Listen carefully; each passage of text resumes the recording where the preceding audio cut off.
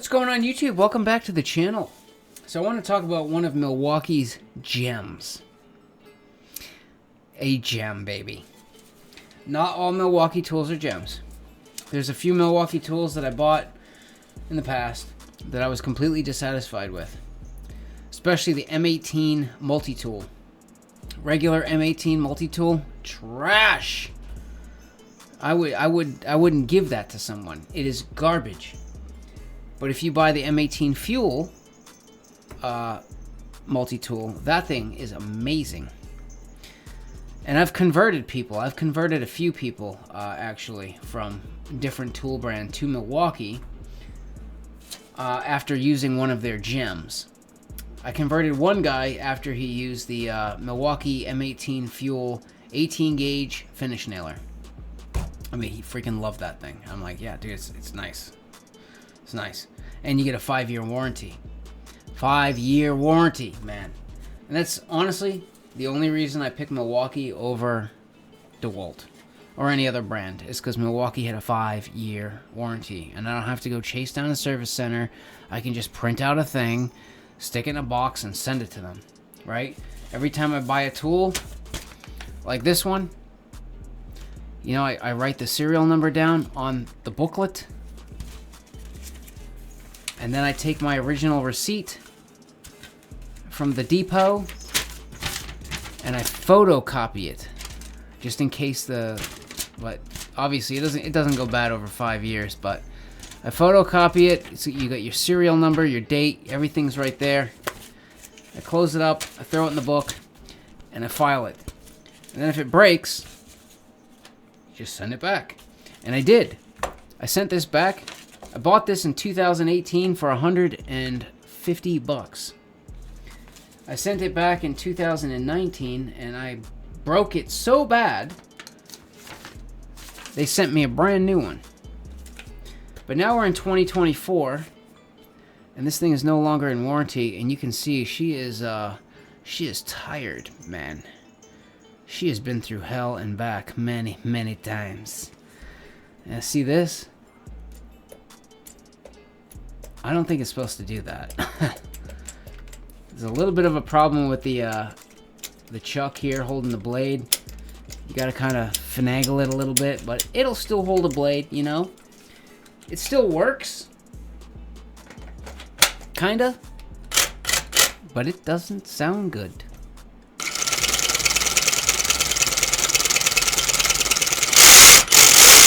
You hear that? Ka-chunk, ka-chunk, ka-chunk. Something's wrong. And when I start cutting, sometimes I'll have to shake it to get it to start cutting again because it gets stuck. But this is one of my favorite tools besides the M18 Fuel Surge Impact. I have 3 of these. I love them so much. One for home, an M18, and an M12 for work. And the M18 work version is 7 years old right now, and it's still going. I'm like, dude, this thing's gonna break any day. It's got to. I mean, it's 7 years old. I've sent it back twice, got repaired, and it's still going, man. I'm like, you gotta be kidding me. But this thing, you know, I cut stuff I probably shouldn't cut with this. You know, I put super long blades on it and cut through like a 6x6 pressure treated timber or whatever, you know. Probably that's really not for that, you know. But it's just so convenient to grab this, and I feel like this is a really good plumber's tool, electrician's tool, especially remodeler's tool, and home jobber, man. This is freaking awesome for home jobbers. Like, I don't think you could beat this for home jobbers. You don't need a full-size Sawzall for a home jobber. This guy is perfect. And if this thing can survive what I throw at it, you as a home jobber, you're not going to touch this thing, I tell you. You won't be able to touch it. So this thing still kind of works. It's not in warranty anymore, so I want to open this up and see if I can figure out what's wrong, order the part and fix it, and keep this as my home jobber saw. So I went out, I like this thing so much, I went out and got another one. Brand spanking new. 5 years later, and it's $160 now. It went up $10. $160. This thing is, I love this tool, man. It's just so comfortable to use.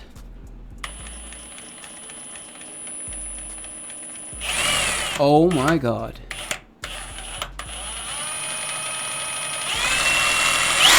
Yeah. Yep, no slop. Tight.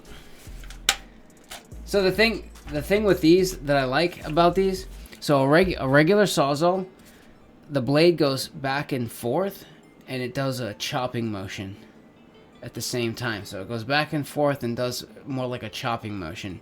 So a full-size Sawzall cuts fast, but you don't have as much control, and it doesn't cut as clean, I would say.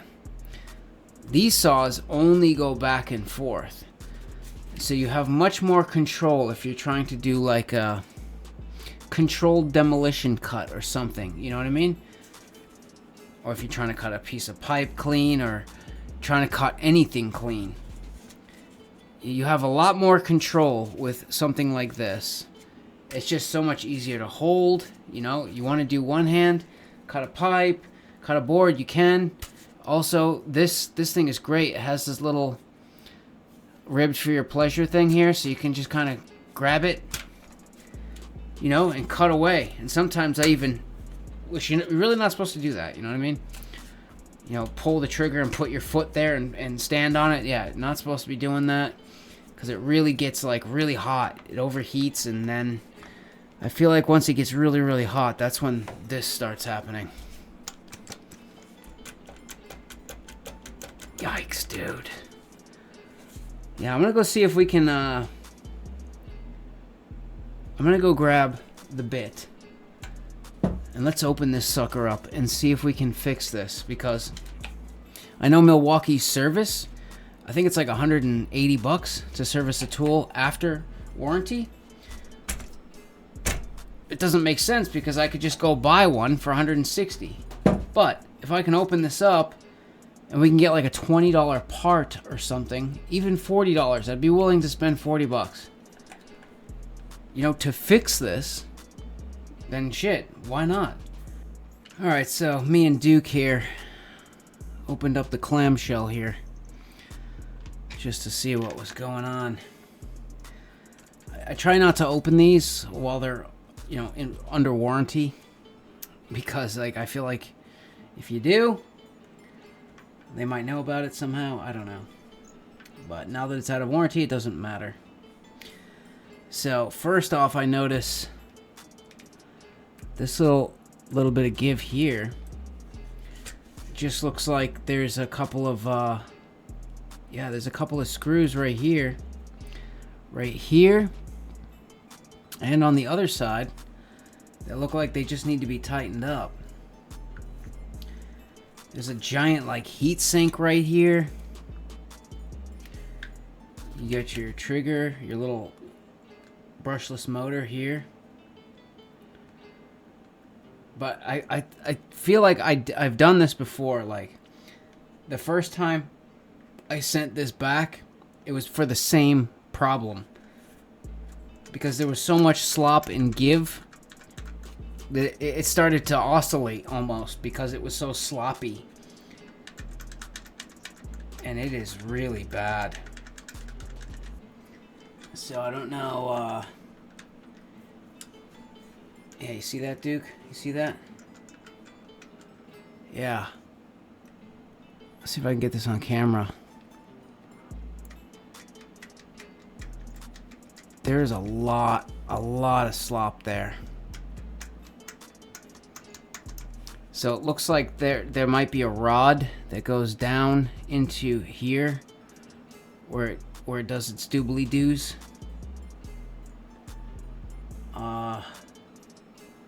So I don't know if it's maybe a bearing down in here that's blown, or if it's something up here around the collar that's blown. So we might have to dissect this a little further to see if we can figure out where the problem is. So unfortunately, guys, this is not fixable. I see why they sent me a new saw the first time I sent it back when it was doing this. There's some sort of there's quite a bit of disassembly to get down to what you want to get to, and it's not just a bushing, but it's this aluminum housing that goes around. There's like an aluminum housing that goes around the shaft that comes in and out. And on the new one, everything is super tight. I can see. So I would recommend, and this is what I'll probably do in the future, is every once in a while I might apply some grease to this right here, because it's nice and greased up now. So I might continuously add a little bit of grease to that. That might really help prolong the life of the tool, because I've chewed through the bushing and I'm starting to burn into the housing now. That's why there's all this slop here. So in order to fix this, I would need the bushing, the housing, a part for the collar, and a bearing. So by the time I get all of that, it's going to be, yeah, I just get a new saw. So I tightened up everything I could. Like the shoe's nice and tight now. And I'm just going to make this my home saw now. I'm just going to keep this in the house and just keep using it until it blows up, and then I'll buy another one. But I highly recommend this. This saw is great. Great saw. And if you're a home jobber, dude, you're not going to just get 5 years out of it. I got almost 6 years out of this.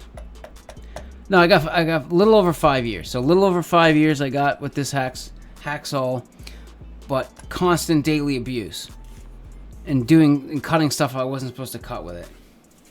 But for a home jobber, electrician, a plumber, like, come on. You're going to cut PVC pipe and cut copper pipe. This thing can do that all day long. It's when you start cutting 6x6 pressure treated like you're not supposed to, I think, is where you burn it out. And I think you should add a little bit of grease to that and you should be good.